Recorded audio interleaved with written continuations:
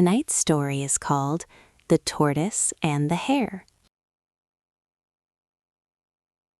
Once upon a time, in a wide green meadow at the edge of a forest, where the wildflowers grew tall and the bees hummed lazy songs all day long, there lived a hare. Now this was no ordinary hare. His name was Hartley, and he was the fastest animal anyone in the meadow had ever seen. He could sprint from one end of the field to the other in the time it took a sparrow to blink. He could outrun the foxes, the deer, the rabbits, and even the swallows that swooped low over the grass on summer evenings. His legs were long and powerful, and when he ran, he was a blur of tawny fur and flashing white tail, moving so fast that the buttercups bent in his wake and the dandelion seeds scattered like tiny parachutes. Hartley knew he was fast. He knew it the way the sun knows it is bright and the river knows it is wet. It was simply a fact of his existence, as certain and unchangeable as the sky being blue. And because he knew it so well, and because everyone else knew it too, Hartley had become, over years of easy victories and effortless triumphs, rather proud of himself. Not just proud, insufferably, spectacularly, magnificently proud. Every morning, Hartley would stretch his long legs in the meadow and challenge anyone who happened to be passing to a race. "Good morning, squirrel," he would call out. "Fancy a race to the old oak tree?" The squirrel would shake his head and scurry away. "Hello there, hedgehog. Race you to the pond?" The hedgehog would curl into a ball and pretend to be asleep. "Badger, sparrow, field mouse, anyone?" Nobody wanted to race Hartley because nobody could win, and losing to Hartley was particularly unpleasant. Not because he was cruel, but because he was so very, very pleased with himself afterward. He would prance around the meadow, his chin held high, his ears pointing straight up like two furry flagpoles, telling anyone who would listen and many who would not about his latest victory. "Did you see that? Did you see how fast I was? I barely even tried. I could have done it with my eyes closed. I could have done it hopping on one leg." The other animals would nod politely and find somewhere else to be. On the other side of the meadow, near a quiet stream that trickled over smooth stones and wound its way through a patch of soft moss, there lived a tortoise. Her name was Tilly, and she was, by any reasonable measure, the slowest creature in the meadow. She was old, though no one knew exactly how old, and her shell was a beautiful dome of dark green and brown, worn smooth by decades of sun and rain. She moved through the world at a pace that could only be described as deliberate. Each step was careful, considered, and placed with the quiet precision of someone who understood that the ground beneath her feet was worth paying attention to. She noticed things that the other animals missed entirely: the tiny blue flowers that grew between the stones, the way the light changed color as it filtered through the leaves at different times of day, the particular sound the stream made when it passed over the flat gray rock versus the round white one. She had been walking the same paths through this meadow for longer than most of the other animals had been alive, and she knew every inch of it with a deep, unhurried intimacy.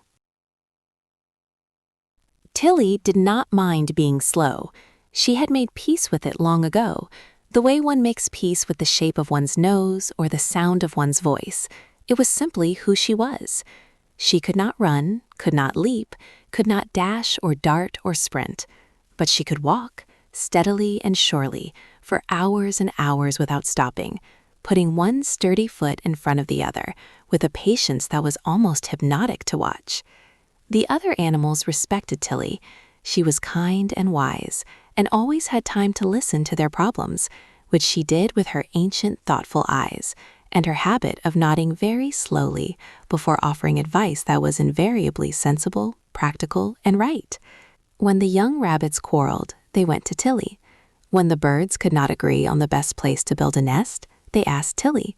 She was the meadow's quiet anchor, steady and reliable, always there, always the same, like the old oak tree or the stream or the hills on the horizon. One especially lovely spring morning, Hartley was in particularly fine form. He had just raced a young deer and won by such a margin that the deer was still at the halfway point when Hartley crossed the finish line, turned around, ran back to the halfway point, and crossed the finish line again. He was now prancing through the meadow, recounting this triumph to anyone within earshot. "Twice," he was saying to a pair of unimpressed ducks. "I ran the course twice in the time it took him to run it once. I am not just fast, I am impossibly fast.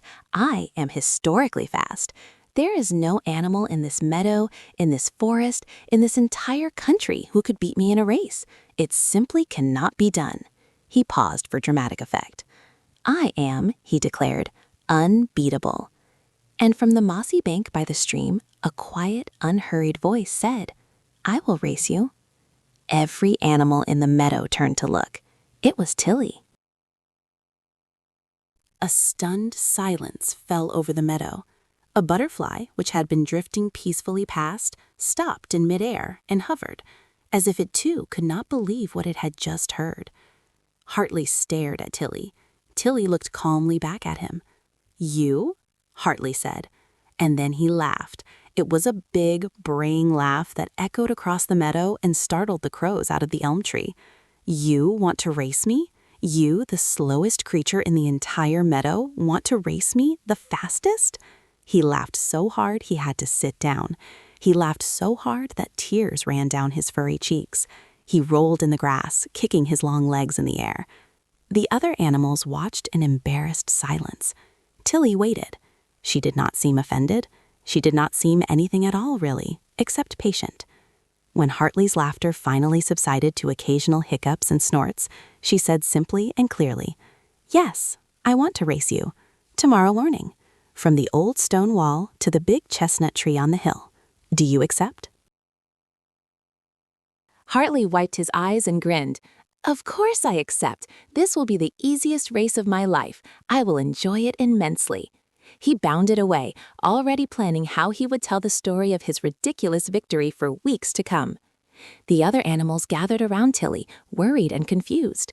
"Tilly, what are you doing?" asked the squirrel. "You cannot possibly win. He is 100 times faster than you." 1,000 times, corrected the hedgehog helpfully. Tilly smiled her slow, gentle smile. "Perhaps," she said, "but speed is not the only thing that matters." She said nothing more, no matter how much they pressed her, and eventually she wandered back to her mossy bank by the stream and settled in for the evening, watching the sunset paint the sky in shades of peach and lavender. The other animals whispered among themselves. Most thought Tilly had lost her mind. A few, the older and wiser ones, were not so sure. There was something in Tilly's calm, steady eyes that suggested she knew something they did not. The next morning dawned bright and beautiful. The sun rose over the hills in a blaze of gold, and the dew on the grass sparkled like scattered diamonds. It seemed as though every creature in the meadow and the forest had come to watch the race. Squirrels perched in the branches, rabbits lined the route, birds sat on fence posts and tree stumps. Even the fish in the stream seemed to be paying attention, their silver bodies catching the light as they drifted near the surface.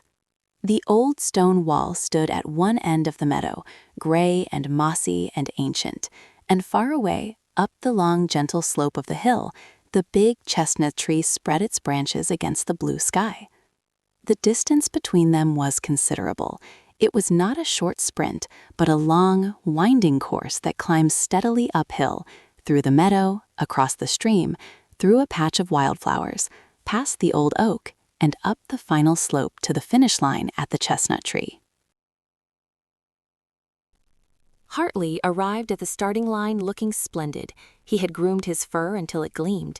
He stretched his long legs ostentatiously, touching his toes, doing high kicks, making a great show of his preparations.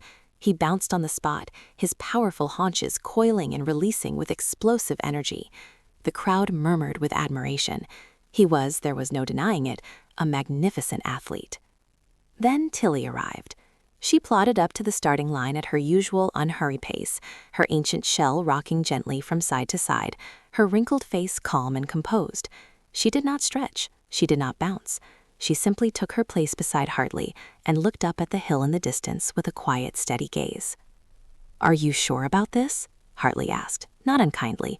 He was feeling generous in his certainty. Quite sure, Tilly replied. The old owl, who had agreed to start the race, cleared his throat. On your marks, he hooted from his branch. Get set. Go. Hartley exploded off the starting line like a firework. 1 second he was there, the next he was a distant blur of fur, his powerful legs eating up the ground in great bounding leaps. Within moments, he had crossed the first field and was approaching the stream. Tilly, meanwhile, took her first step, then her second, then her third. By the time she had taken her 10th step, Hartley was already out of sight. The crowd fell silent. Some of the younger animals giggled. The squirrel shook his head sadly. It was over before it had begun, or so it seemed. But Tilly did not look discouraged. She did not look anything at all except focused. 1 foot in front of the other, steady and sure, her eyes fixed on the distant hilltop. She did not hurry. She did not slow down. She simply walked with that ancient, measured, unbreakable rhythm that had carried her through the meadow for more years than anyone could remember. Hartley reached the stream in less than a minute. He leaped over it in a single bound, sailing through the air, his ears streaming behind him. He landed lightly on the far bank and looked back. Tilly was a tiny speck in the distance, barely past the starting line. Hartley laughed. "This is absurd," he said to himself. "She will not be here for hours. Hours. I could take a nap and still win by a mile." He looked around. The morning was warm and beautiful. The wildflowers were blooming in a riot of color: purple clover, yellow buttercups, white daisies. A patch of soft, cool grass lay in the shade of a hawthorn bush, dappled with gentle sunlight. It looked impossibly inviting. "Just a short rest," Hartley said, settling down into the grass. 5 minutes, maybe 10. She is so slow that I could sleep until noon and still beat her." He yawned, a great, wide, luxurious yawn. He crossed his paws behind his head. The breeze was soft and warm, carrying the scent of clover and honey. His eyes grew heavy. Within moments, Hartley was asleep, and not just a light, cautious doze, but a deep, thorough, bone-melting sleep, the kind of sleep that pulls you under like warm water and holds you there. He dreamed of racing, of course. In his dreams, he ran faster than the wind, faster than light, leaping over mountains and rivers in single bounds. He dreamed he could fly. The sun climbed higher in the sky. The morning warmed into midday. Bees drifted lazily among the wildflowers. A ladybird landed on Hartley's nose, stayed for a while, and flew away. A spider began to build a web between his ears. And still he slept, snoring softly, his legs twitching now and then as he raced through his magnificent dreams. Meanwhile, far behind him, Tilly walked, step by step by step, through the first field, her sturdy legs carrying her forward with their tireless metronome rhythm.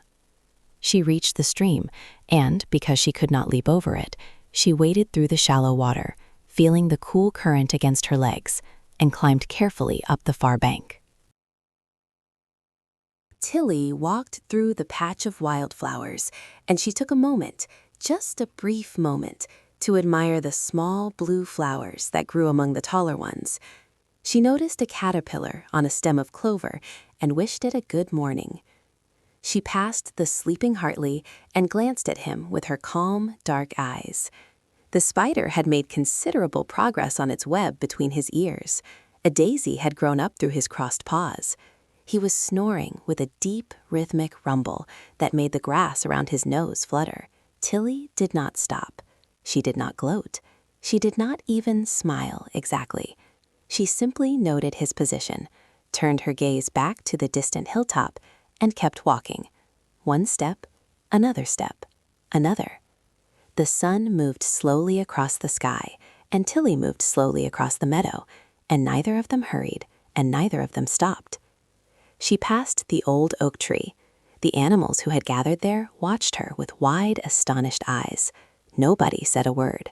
The squirrel's mouth hung open. The afternoon wore on. The shadows grew longer. Tilly was climbing the hill now, the final stretch of the course, of gentle green slope that led up to the big chestnut tree. Her legs ached. The hill was steep for a creature built so close to the ground, and each step was an effort. But she did not stop. She had never stopped, not once, not for a single step, since the race began. Behind her, far below at the bottom of the meadow, Hartley slept on. A family of field mice had made a nest in the curve of his belly. The spider's web between his ears was now a magnificent construction, glistening with tiny droplets of afternoon dew. One of Hartley's back legs kicked out suddenly as he dreamed of an especially impressive leap, and the field mice scattered briefly before settling back in.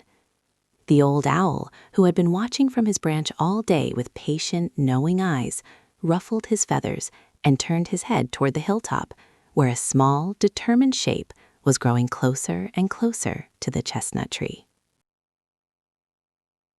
The sun was low in the sky, painting everything in warm amber light when Hartley woke. He yawned, stretched, and blinked lazily at the sky. How long was I asleep? He wondered. The sun was much lower than he remembered. No matter, he said cheerfully, shaking the spider's web from his ears and dislodging a startled ladybird from his shoulder. Tilly is probably still at the starting line. He stood up, stretched his legs, and looked up the hill toward the chestnut tree. What he saw made his blood turn to ice. A small, round shape was moving slowly, so slowly, up the final stretch of the hill. It was close to the top. It was very close to the top. It was Tilly, and she was barely 20 paces from the finish line. Hartley's heart dropped into his stomach. "No," he gasped. "No, no, no." He launched himself forward with every ounce of speed his powerful legs possessed, his paws tearing at the ground, his ears flat against his head, a streak of desperate tawny fur blazing up the hillside. He ran as he had never run before. He ran with his whole body, every muscle straining, every sinew stretched to its limit. He crossed the wildflower field in seconds. He flew over the stream without breaking stride. He pounded past the old oak, his lungs burning, his legs screaming. The animals along the route gasped and cheered and pressed back to let the blur of fur fly past. Up the hill he raced, his powerful legs churning, the ground a green blur beneath him. He could see Tilly ahead, 10 paces from the chestnut tree, then 8, then 5. He was gaining, he was closing, he was almost there. The crowd on the hilltop was shouting, the birds were screaming, the squirrels were chattering. Tilly's old legs moved with the same steady, unhurried rhythm they had maintained all day. One step, another, another. The chestnut tree's shadow fell across her shell. Tilly's right front foot touched the root of the chestnut tree, just as Hartley's outstretched paw reached for the trunk, 2 lengths behind her. She had won. The meadow erupted. Birds burst from the branches, singing. Rabbits thumped the ground with their back feet in wild applause. The squirrel did a somersault on his branch. Even the old owl, who was rarely moved to strong emotion, let out a long, approving hoot. Tilly stood quietly at the base of the chestnut tree, breathing slowly, her old heart beating its steady, faithful beat. And she looked out over the meadow, golden in the evening light, and smiled. It was a small, private smile, not triumphant, not boastful, just quietly, deeply satisfied. Hartley lay on the ground beside her, panting, his sides heaving, unable to speak. He stared at the tortoise who had just beaten him in a race, and he could not understand it. How? How had the slowest creature in the meadow beaten the fastest? When Hartley caught his breath, he sat up and looked at Tilly. He expected to find her gloating or smug, or at least a little pleased with herself in the insufferable way that he himself was always pleased with himself.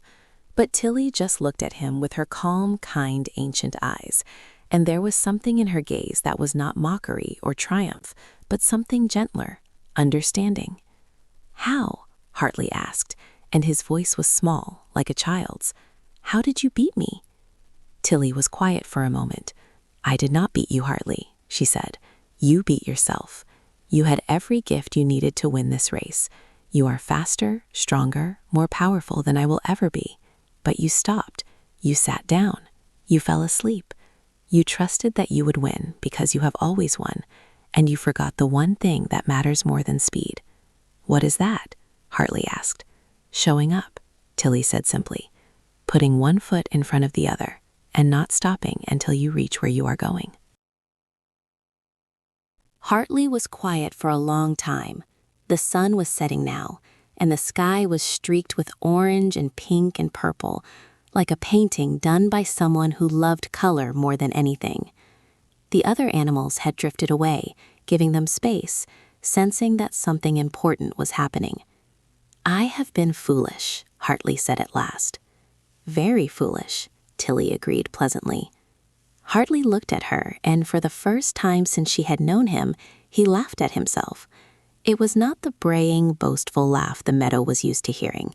It was a quiet, rueful laugh, the sound of someone who has learned something true about himself and is surprised to find that the truth, though humbling, is also a relief. "Will you teach me?" Hartley asked. "Teach you what?" "How to be steady, how to keep going, how to notice the small things instead of always racing past them." Tilly smiled. "I will walk with you tomorrow morning," she said. "We will start slowly." "Slowly," Hartley repeated, and the word felt strange and new in his mouth, like a taste he had never tried before. The next morning, Hartley was at Tilly's mossy bank by the stream at sunrise. He bounced on his enormous feet, energy crackling through every muscle in his body. "Ready?" he asked. "Ready," Tilly said, and began to walk. For the first 10 minutes, Hartley thought he might explode. Walking at Tilly's pace was agony for a creature built for speed. His legs twitched, his muscles screamed. Every instinct in his body told him to run, to sprint, to burst forward and leave this plodding, maddening slowness behind. But he gritted his teeth and matched her pace, one careful step at a time. And after a while, something strange began to happen. He noticed the dew on the grass, each droplet a tiny crystal ball reflecting the morning sky. He noticed the smell of the earth, rich and dark and alive. He heard the individual voices of the birds, not as a general chorus, but as distinct songs, each one different, each one beautiful. He saw the tiny blue flowers between the stones that Tilly had been looking at for years. "Oh," he said softly, "these are lovely." Tilly nodded. "They have always been there," she said. Days turned into weeks, and the meadow witnessed something none of its inhabitants had expected: a friendship between the fastest creature and the slowest. Every morning, Hartley and Tilly walked the meadow paths together. Hartley learned to slow down, to look, to listen, to be present in each moment instead of racing past it. He learned that a walk could be as satisfying as a sprint, that arriving was not always the point, that sometimes the journey itself was the treasure. And Tilly, in her quiet way, learned something too. She learned that it was all right to be a little bit more adventurous, to take a slightly different path, to explore a corner of the meadow she had never visited before.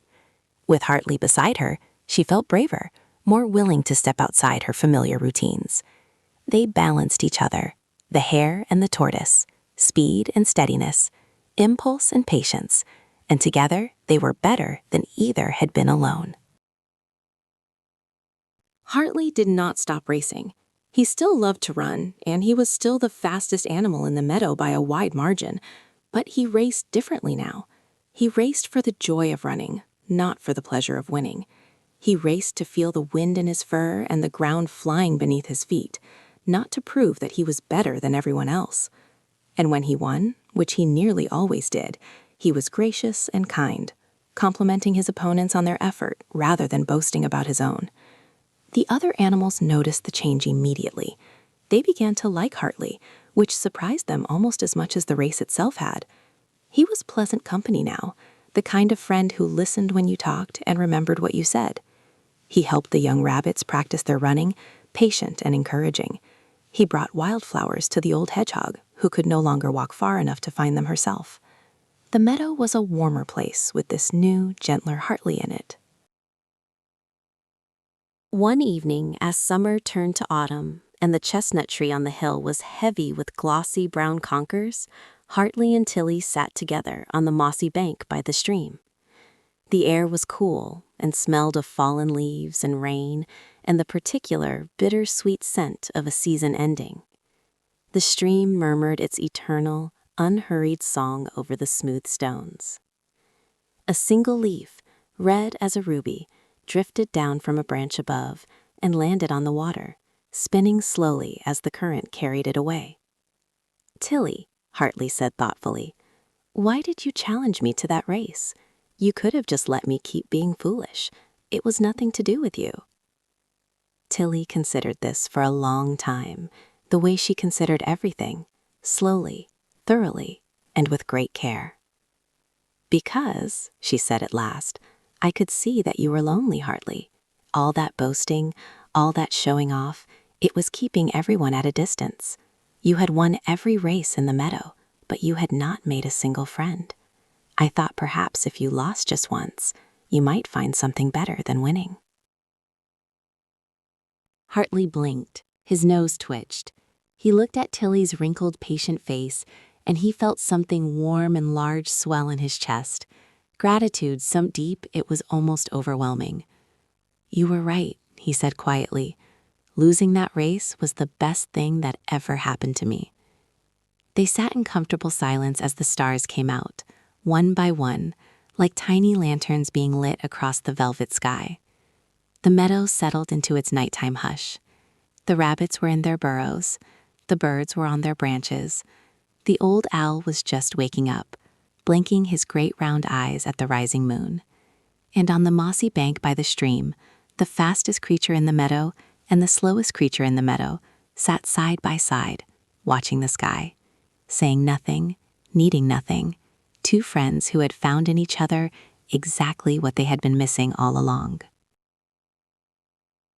And that, dear little one, is the story of the tortoise and the hare. It is a very old story, one of the oldest in the world, but its truth is as fresh and bright as a spring morning. It does not matter how fast you are or how slow. It does not matter if you are the quickest or the cleverest or the strongest. What matters is that you keep going, one step at a time, steady and sure, and that you never, ever give up. The race is not always won by the swift. Sometimes it is won by the one who simply refuses to stop. So close your eyes now, little one, and rest. Tomorrow is a new day, full of new paths to walk and new things to notice. Take your time. There is no rush. The world will wait for you, and every step you take, no matter how small, is carrying you exactly where you need to go. Good night, dear one. Sleep well, and dream of green meadows and gentle streams, and a world that rewards the patient heart. And that is the end of our story. Thank you for listening to GoReadling Bedtime Stories. Visit GoReadling.com for more stories, reading adventures, and fun learning for kids. Sweet dreams, little one. Good night.